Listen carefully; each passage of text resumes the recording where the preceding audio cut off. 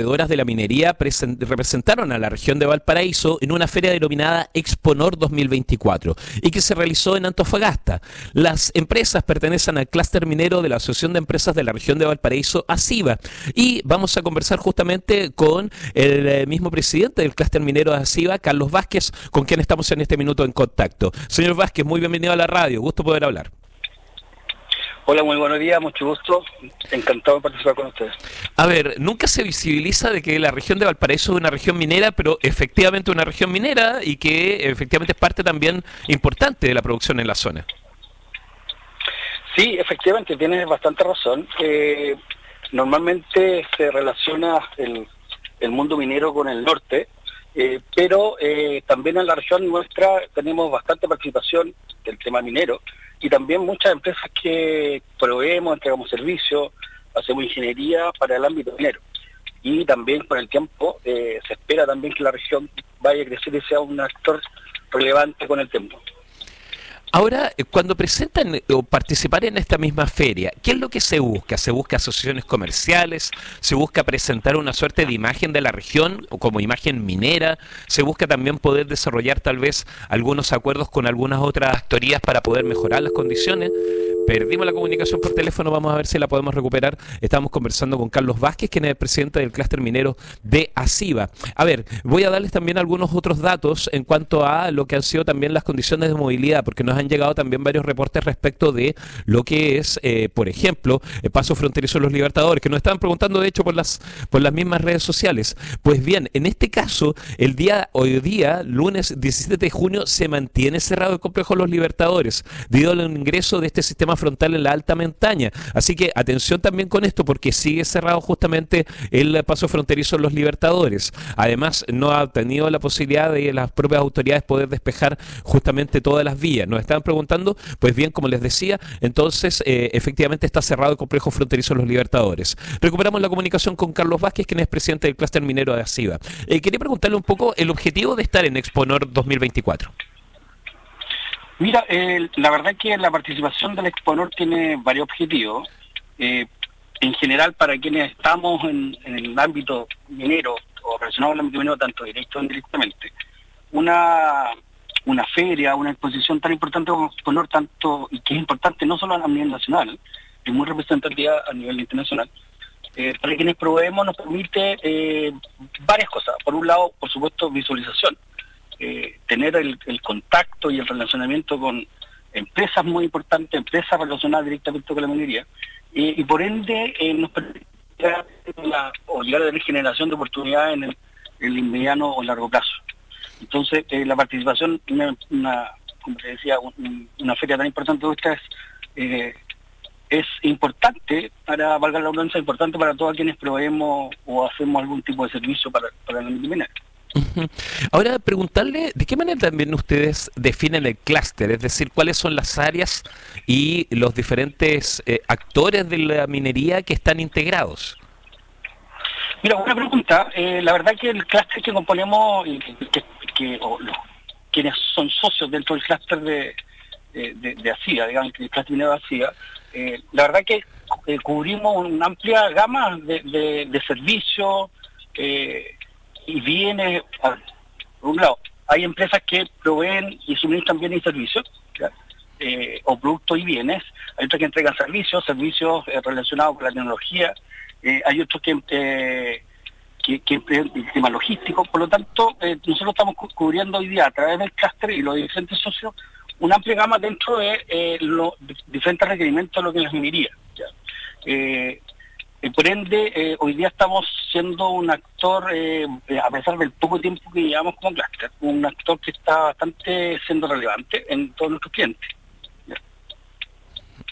Carlos Vázquez, quien es presidente del clúster minero de ASIVA, le agradezco mucho el tiempo, muchas gracias.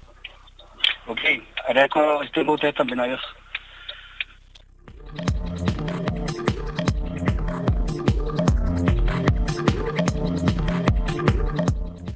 A ver, durante las jornadas del viernes y el sábado, un equipo especializado del Servicio Local y Dirección Ejecutiva del Servicio Local de Educación de Valparaíso estuvieron revisando los establecimientos que resultaron con problemas de infraestructura, producto del fuerte temporal de viento y lluvia que justamente azotó al país.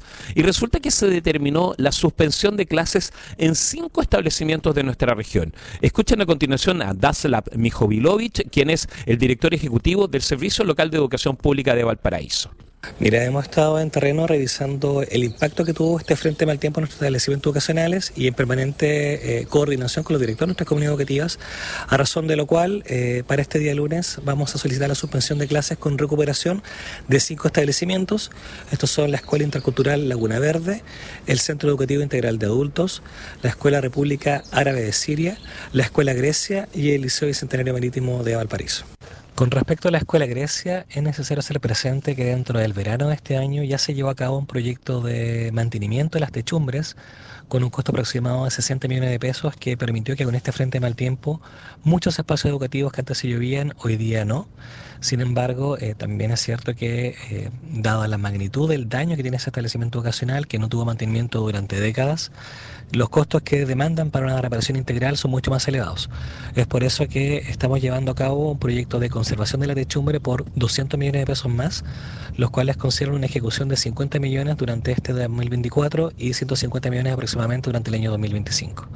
Adicionalmente, con respecto al CEIA, es un establecimiento que el lugar donde están requiere ser repuesto, dado lo deteriorado de su inmueble, es imposible llevar a cabo un proyecto de conservación de la infraestructura. Eso implica que dentro de este segundo semestre ese establecimiento va a tener que ser reubicado en otro lugar de Valparaíso, dado que donde están no resiste poder mantener por más tiempo a la comunidad. Finalmente, con relación al Liceo Bicentenario de Valparaíso, es un establecimiento que cuenta con un proyecto de conservación que debiese iniciarse ahora dentro del segundo semestre, por cuanto es ya priorizado y sabido las condiciones en las cuales se encuentra y demandan una urgente intervención. Lamentablemente en terreno hemos constatado el nivel que tenían las intervenciones que se hicieron años anteriores, por cuanto la necesidad de reparar techumbres, canaletas, techos hace muy urgente este proyecto de conservación que tenemos diseñado para ejecutar dentro de los próximos meses.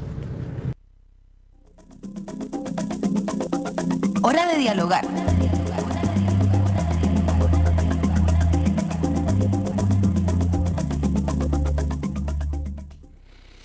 A ver, hace algunas semanas se dio este acuerdo entre la Armada, Bienes Nacionales, el Ministerio de Defensa a propósito de la cesión de terrenos de la propia institución naval.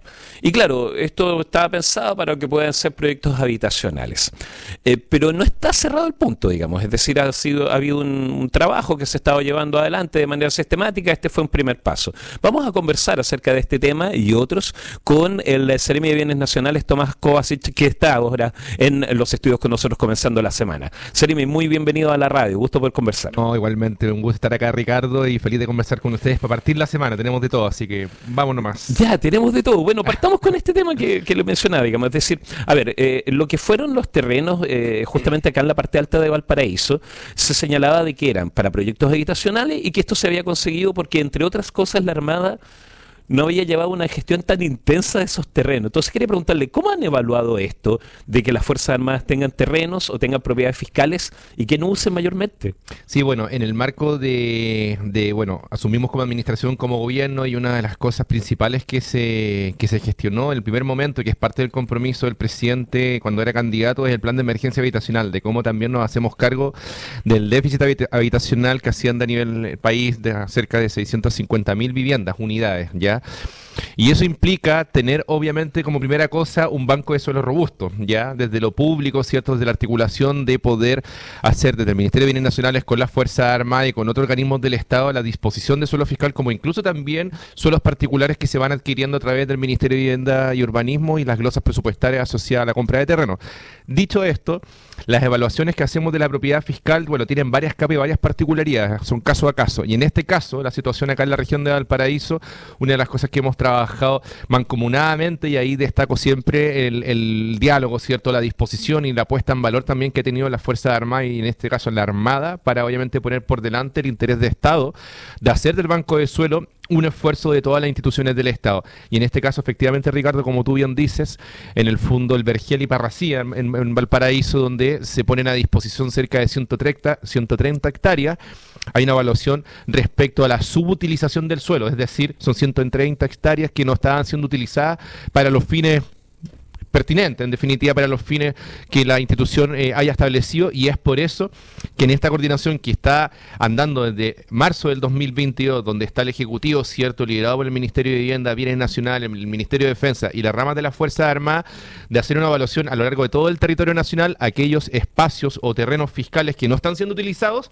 se restituyen a Bienes Nacionales su administración y se hace el linkeo con el MIMBU, cierto, a través de los servicios regionales, para poder transferir los terrenos y para poder establecer iniciativas de proyectos habitacionales, que como primera cosa es la prioridad número 1, que no implica que este sea el único objeto de uso de un terreno que se recupera, porque además la idea es hacer proyectos integrales que tengan otro tipo, cierto, de infraestructura, equipamiento, cierto, además de la construcción de viviendas sociales.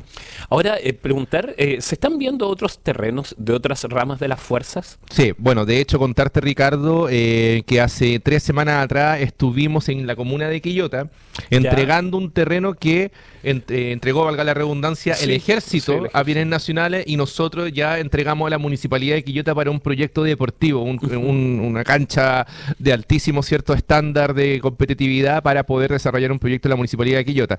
El Ejército también en Papudo estamos gestionando también la entrega de un lote, un paño de cerca de 5 hectáreas, en el cual nos va a permitir hacer una nueva etapa de un proyecto habitacional que ya comenzó en el terreno colindante, y en definitiva, dada la conectividad, la Armada ya estamos trabajando, Bienes Nacionales, en la Armada, el Ejército, para poder entregar esta nueva faja de terreno fiscal a un proyecto habitacional, en este caso a través del Servio, poder ejecutarlo.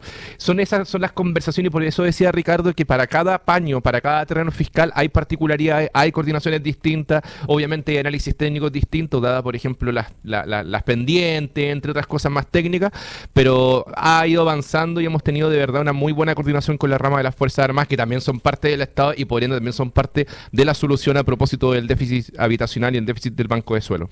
Claro, de hecho también está el caso, por ejemplo, del proyecto Rocas de Santo Domingo, así que ahí es. También... que tiene otro enfoque, por lo demás, claro, que no tiene un fin habitacional. Así es, el Ejército también, el mismo ejercicio, se hace la evaluación en la misma instancia nacional, y se dispone de la devolución de cerca de 8 o 9 hectáreas que ya está administrada por la Fundación por la Memoria, y es algo que de verdad agradecemos también en este caso al Ejército de Chile.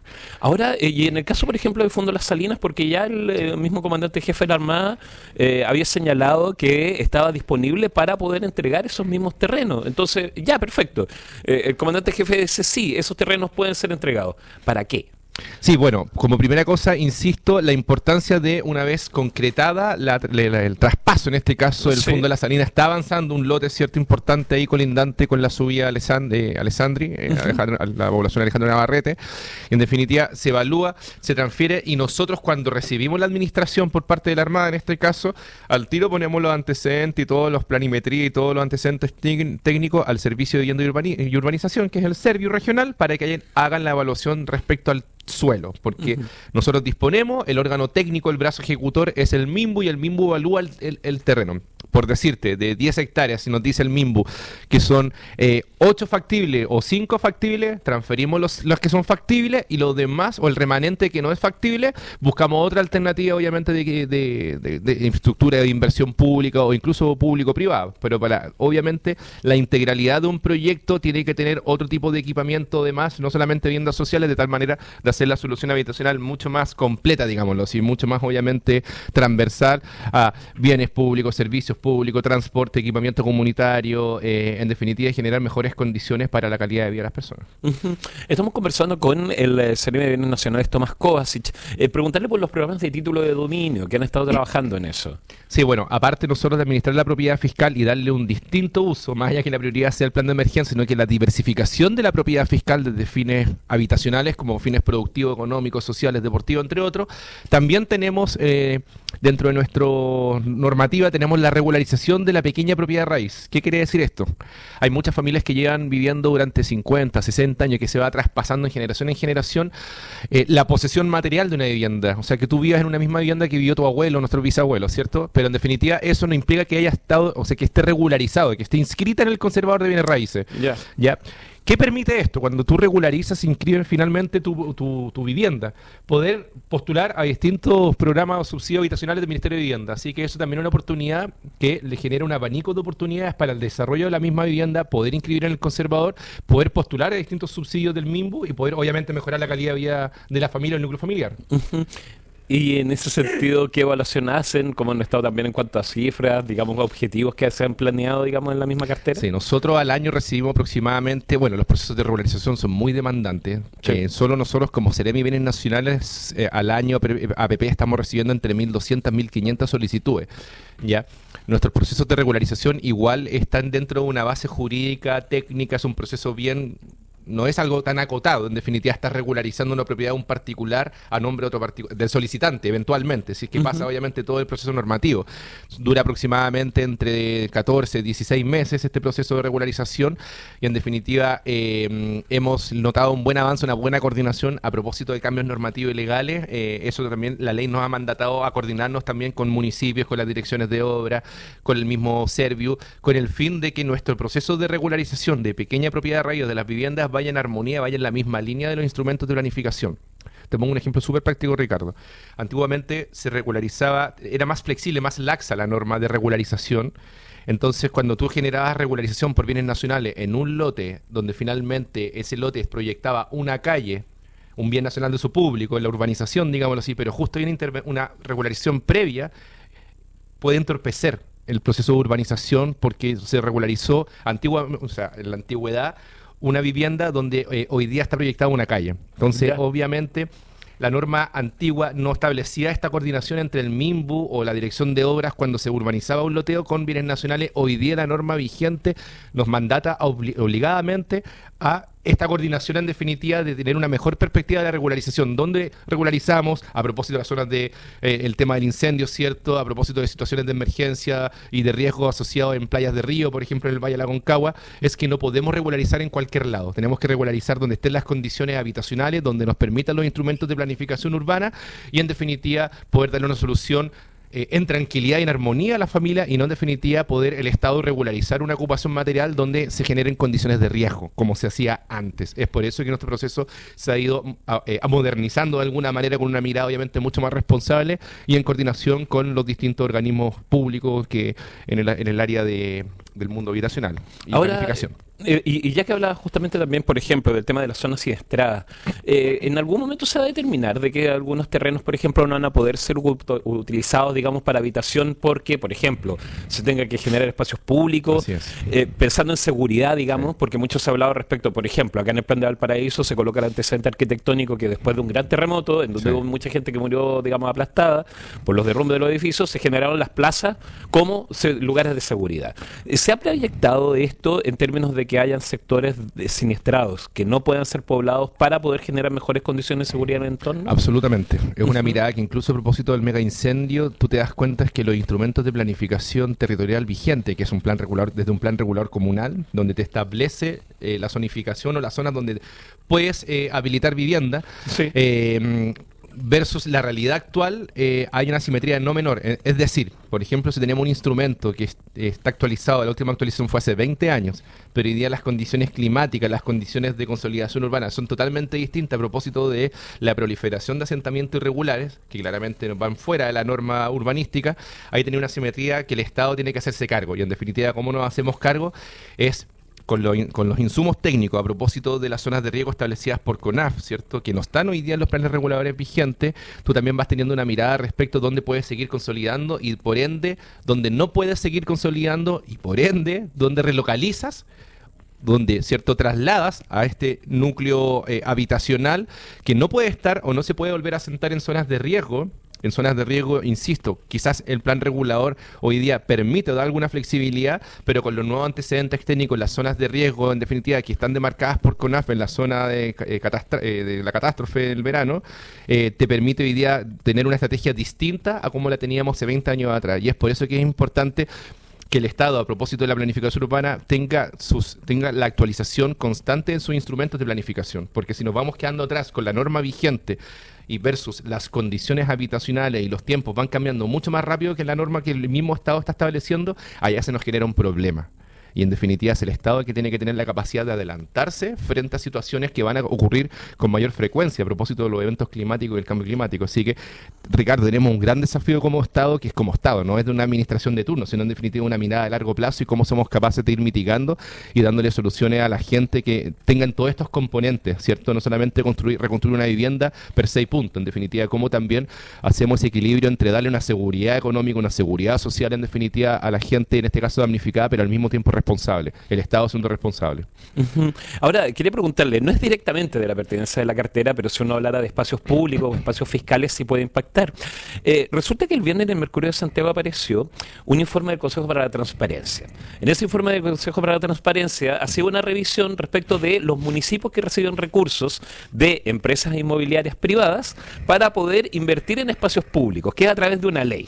Entonces, claro, lo que señalan es que más o menos un 36% de los municipios no tiene bien transparentados los recursos que ingresan y cómo se utilizan, y entre ellos el municipio de Viña del Mar, que es el que más recibe a nivel nacional. Hablamos de cerca de 140 millones de pesos que reciben justamente a propósito de proyectos para espacios públicos. Entonces quería preguntarle, porque ahí está mezclada la MUNI, está mezclada las empresas, está mezclada las direcciones de obras municipales, y estamos volviendo como a lo mismo que recién planteaba, es decir, a ver, ¿qué pasa con la regulación? ¿Qué pasa con la institucionalidad? ¿Qué es lo que está pasando con ahora? Por ejemplo, que ahora también tenemos una época en que se pide mucho más transparencia en la información.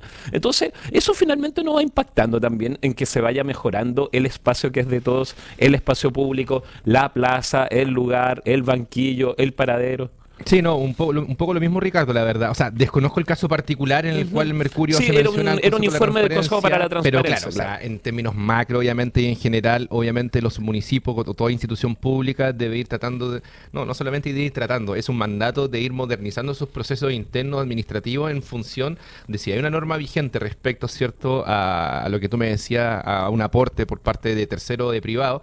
Bueno, que obviamente seamos capaces de ir modernizando nuestros controles de gestión a nivel institucional de tal manera de dar mejores certezas y garantías que finalmente la ley va a estar cumpliendo el objetivo con la cual obviamente se generó la iniciativa que lo permitió ser ley. Eso como primera cosa. Ahora, lo segundo en definitiva es que este caso no puede estar supeditado a que los instrumentos de planificación no solamente funcionen, sino que además se modernicen, ¿me entiendes? Esto puede ser una pequeña variable a propósito de los intereses, no sé, legítimos que pueden tener un particular para obviamente ser parte de este clúster o parte, ¿cierto?, de lo que establece la ley, lo que tú mencionabas, pero otra cosa muy distinta son los instrumentos de planificación.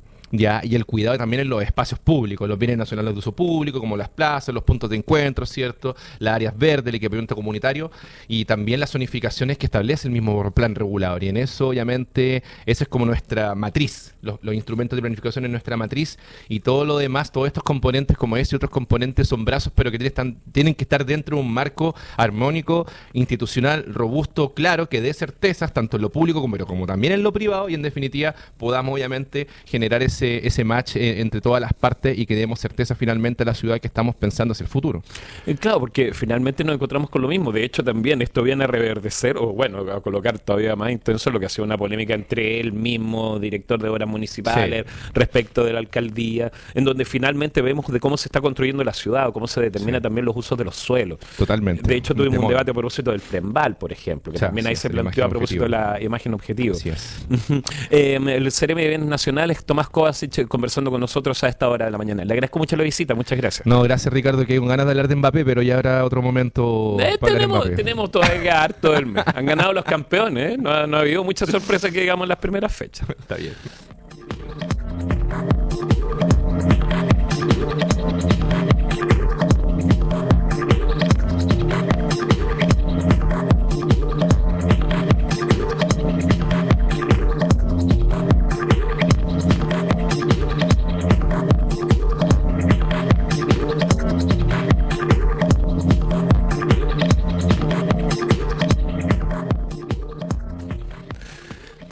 Vamos a otro de los temas que ha estado también debatiéndose.